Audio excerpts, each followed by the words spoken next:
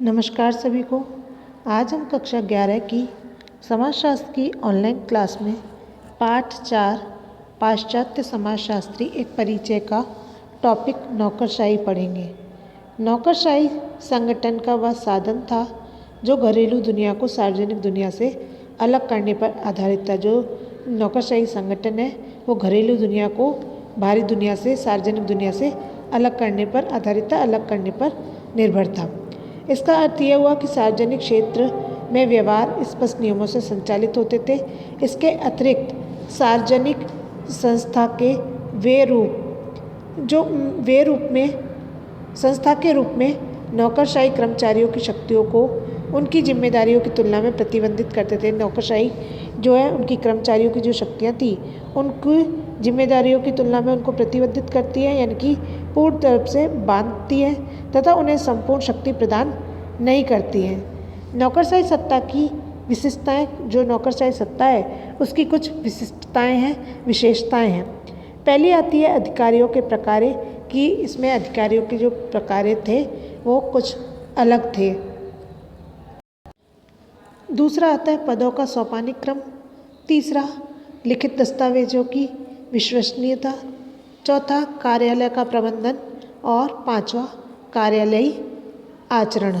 अब इसमें नौकरशाही सत्ता की जो विशेषता बताई उसमें पहली थी अधिकारियों का प्रकार, यानी कि अधिकारियों के क्या कार्य थे। फिर पदों का सोपानिक क्रम, जो पद होते थे वो क्रम वाइज चलते थे, यानी सीढ़ी एक एक करके, पहले छोटा फिर उसके बाद बड़ा, उससे बड़ा, इस तरह से पद का जो सोपानिक क्रम सीढ़ी दर सीढ़ी चलता था। फिर तीसरे में बताया गया लिखित दस्तावेजों की विश्वसनीयता। उसमें जो लिखित दस्तावेज थे उस पर विश्वास किया जाता था। फिर कार्यालय का प्रबंधन किया जाता था और उसमें आता है कार्यालयी आचरण, और उसका आचरण कार्यालय के तौर पर किया जाता था। फिर आता है पहला अधिकारियों के प्रकार। नौकरशाही के अंतर्गत कार्यालयी क्षेत्राधिकार होते हैं जिनका संचालन नियम, कानून तथा प्रशासनिक विधानों द्वारा होता है। जो पहला पॉइंट बताया गया है कि अधिकारियों के प्रकार, उसमें कहा गया कि अधिकारियों का प्रकार नौकरशाही के अंतर्गत कार्यालय क्षेत्र अधिकार में होते हैं और उनका संचालन जो है नियमों के आधार पर कानून तथा प्रशासनिक विधानों द्वारा होता है। नौकरशाही संस्थान के नियमित क्रियाकलाप का बंटवारा नियत रूप से सरकारी कर्तव्यों के रूप में होता है। इसके अतिरिक्त उच्च अधिकारी द्वारा अधीनस्थ वर्गों को आदेश स्थायी रूप से दिए जाते हैं, परंतु उनकी जिम्मेदारियों को परिसीमित कर उसका जिम्मा योग्य अधिकारियों को दिया जाता है। चूँकि कर्तव्यों का निर्वहन नियमित रूप से किया जाता है। अब इसमें क्या जा रहा है कि उनकी जो जिम्मेदारियां थी उन जिम्मेदारियों को परिसीमित करके, सीमित करके उनका जिम्मा जो है, उन जिम्मेदारियों का जो जिम्मेदारियां थी उन जिम्मेदारियों को सीमित करके, निश्चित करके पूरा जिम्मा एक योग्य अधिकारी को दिया जाता था, जो उस कार्य को करने के योग्य होता था, उनको सौंप दिया जाता था। चूँकि कर्तव्यों का निर्वाह नियमित रूप से किया जाना होता है, जो कर्तव्य हैं उनका निर्वहन करना नियमित रूप से किया जाता है और किया जाना होता है। अतः केवल उन्हीं व्यक्तियों को नौकरी पर रखा जाता था जिनके पास उससे संबंधित योग्यताएं होती हैं। अब इसमें बताया गया जो जिम्मेदारियां हैं उन जिम्मेदारियों को रोज़ निर्वहन किया जाता है और कर्तव्यों का निर्वहन रोज़ होता है, नियमित रूप से होता है और केवल उन्हीं व्यक्तियों को, इस कारण से केवल उन्हीं व्यक्तियों को नौकरी पर रखा जाता था जिनके पास में उससे संबंधित योग्यताएं होती थी, यानी जो वो नौकरी करना चाहते हैं उस नौकरी से संबंधित योग्यताएं उस व्यक्ति के पास होती थी, तो उसे नौकरी पर रखा जाता था। नौकरशाही में सरकारी पद पर पदाधिकारी से स्वतंत्र होते हैं क्योंकि वे कार्यकाल के पश्चात भी बने रहते हैं।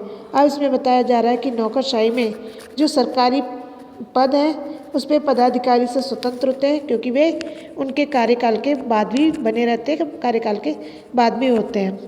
फिर दूसरा आता है सोपानिक क्रम, यानी कि किस प्रकार से चलता है वो क्रम।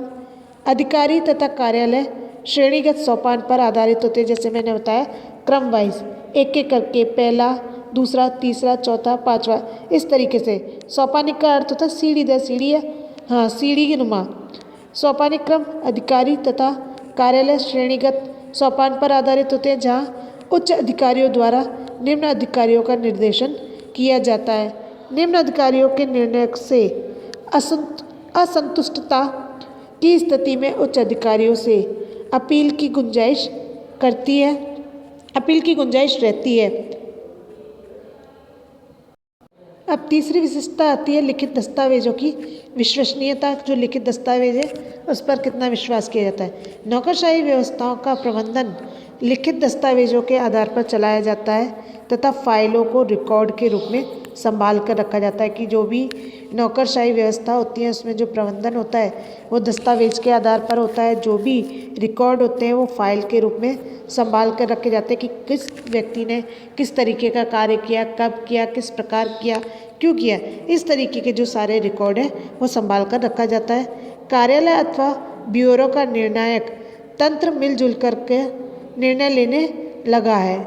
ये सार्वजनिक अधिकार क्षेत्र का भाग होता है जो अधिकारियों के निजी जीवन से अलग होता है। अब चौथा आता है कार्यालय प्रबंधन। चूँकि कार्यालय प्रबंधन विशिष्ट तथा आधुनिक प्रक्रिया है, अतः यहाँ कार्य के लिए प्रशिक्षित और कुशल कर्मचारियों की आवश्यकता होती है। जो कार्यालय का प्रबंधन किया जाता है वो विशिष्ट तथा आधुनिक क्रिया के अंतर्गत किया जाता है और कार्य के लिए जो है विशिष्ट और प्रशिक्षित यानी कुशल कर्मचारियों की आवश्यकता होती है, उन्हीं को उस पद पर रखा जाता है। पांचवा आता है कार्यालयी आचरण। कार्यालयी आचरण क्रियाकलाप कर्मचारियों से संपूर्ण एकाग्रता की अपेक्षा करते हैं।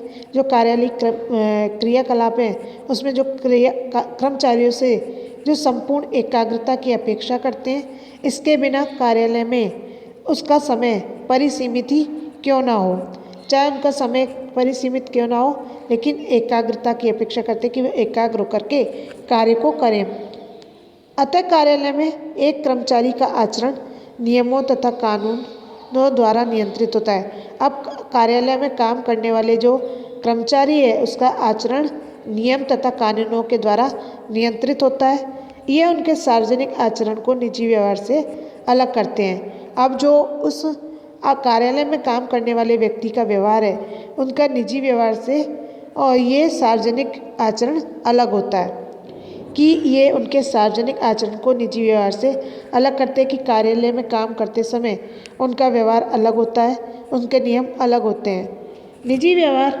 निजी व्यवहार से अलग करते हैं चूँकि ये नियम तथा विधान कानूनी रूप में पहचाने जाते हैं। अतः कर्मचारी निजी व्यवहार से अलग करते हैं चूँकि ये नियम तथा विधान कानूनी रूप में पहचाने जाते हैं, अतः कर्मचारियों को इसके लिए जिम्मेदार ठहराया जाता है। वेबर द्वारा नौकरशाही का राजनीतिक सत्ता आधुनिक रूप में चरित्रांकन नहीं किया है। इसने दिखाया कि किस प्रकार एक कर्ता अपने कौशल तथा प्रशिक्षण के लिए भी वेबर द्वारा नौकरशाही का राजनीतिक सत्ता के आधुनिक रूप में जो चरित्रांकन नहीं किया गया है, इसने दिखाया कि वेबर ने दिखाया कि किस प्रकार एक कर्ता अपने कौशल तथा प्रशिक्षण के लिए पहचाना जाता है या पहचानी जाती है तथा उन्हें जिम्मेदारियों को लागू तथा पूर्ण करने के लिए आवश्यक शक्ति दी जाती है। जो भी प्रशिक्षण करता है उनको जो जिम्मेदारियां होती हैं उन जिम्मेदारियों को पूरा करने के लिए आवश्यक यानी उचित शक्ति दी जाती है। कानूनी परिसीमितता ने उनके कार्यों तथा सत्ता को जो उनके कानूनी परिसीमितता है, कानूनी तौर पर उनका जो समय निश्चित है, परिसीमितता है, उनके कार्यों तथा सत्ता को अनियंत्रित शक्तियों को सीमित कर कर्मचारियों को अपने सेवार्थियों के प्रति जिम्मेदार बनाया, क्योंकि वह कार्य सार्वजनिक क्षेत्र में पूरा किया जाता था। अब इसमें क्या कहा कि उनकी जो शक्तियाँ थी, उनके सत्ता के जो कार्य थे, कार्य तथा सत्ता को अनियंत्रित शक्तियों को सीमित कर दिया और कर्मचारियों को अपने सेवार्थियों के लिए जिम्मेदार बनाया गया और वह कार्य सार्वजनिक क्षेत्र में पूरा किया जाता था। नौकरशाही को अगर देखें तो इस प्रकार भी कहा जा सकता है कि सरकारी पद अथवा औपचारिक शक्ति तथा निर्वैयक्तिक एक स्थिति जहाँ शक्तियाँ तथा कर्तव्य परिलक्षित होते हैं। ऑफिस का अलग अस्तित्व होता है, यानी नौकरशाही व्यक्ति का अपना एक अलग अस्तित्व होता है जो व्यक्ति से संबंधित नहीं होता। इसी शब्द के अन्य अर्थ से भिन्न जो वास्तविक नौकरशाही संस्था अथवा उसकी वास्तविक भौतिक स्थिति को इंगित करता है, बताता है।